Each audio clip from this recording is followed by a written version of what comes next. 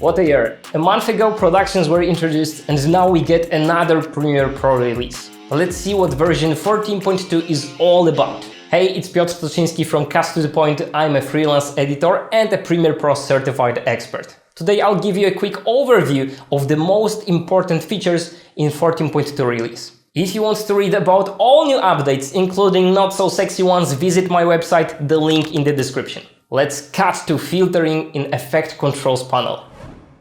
Here I have an adjustment layer with the Essential Motion preset applied. With this new funnel icon at the bottom of the Effect Controls panel, we now can show only edited properties or even go one step further and show only keyframed properties. The choice is being remembered when you switch between the clips and the properties in question are automatically twirled open. More than that, you can actually apply keyboard shortcuts to those two filtering options. They work regardless of which panel is currently active. Such a great improvement, I will use it all the time.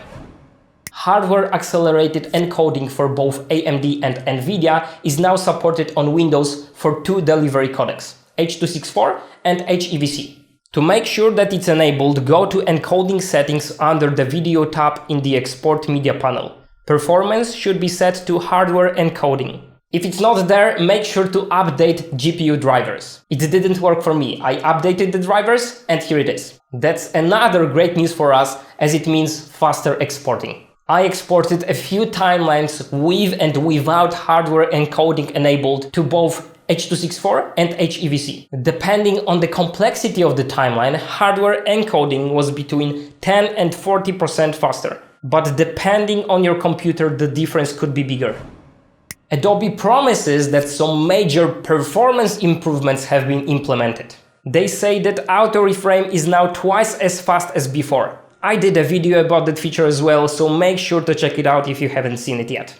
They also say that the playback speed in general has been improved and that working with shapes in Premiere Pro is now about 50% faster. Yeah, it looks like Adobe listened. You may know that I was very disappointed with 14.0 release, but what they are presenting this spring actually gives me some hope. By the way, if you struggle with stability in Premiere Pro in any way, I have an ebook dedicated to the best practices for stable editing workflow. It's called Bulletproof Premiere Pro. If that's something you're interested in, you can order your copy and as a side effect, you support this channel. Again, the link in the description.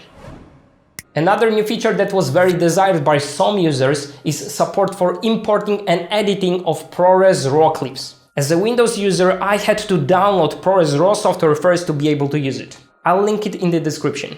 Once I installed it, I am able to edit these clips and utilize all advantages of RAW files.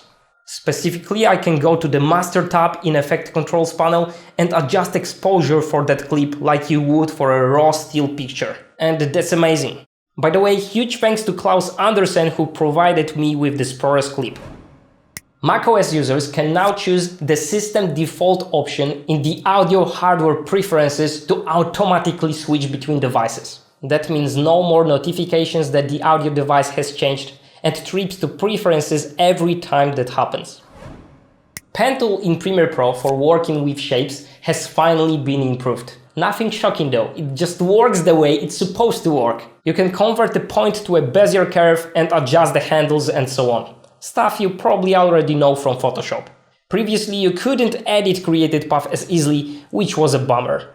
Now there are two more moves from Adobe that you should be aware of. More than that, you should take advantage of them. Firstly, Team Projects feature is now available to all Creative Cloud subscribers through August 17. It allows you to collaborate with anyone in the world and it's quite good for remote editing.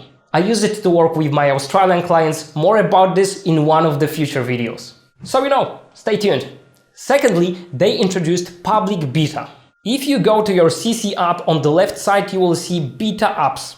That will allow you to test new features and report your findings to Adobe. As more people will now test new features before they are finalized, the future stability should only be better. In my opinion, a very good move. To see what's new in the beta version once you installed it, you need to click on the beaker icon over here. Okay, now you should watch my series about real Premiere Pro secrets or download the Essential Motion presets I created with my friend Joel. Don't forget to hit the like button, subscribe if you're new here, all that stuff, you know what to do.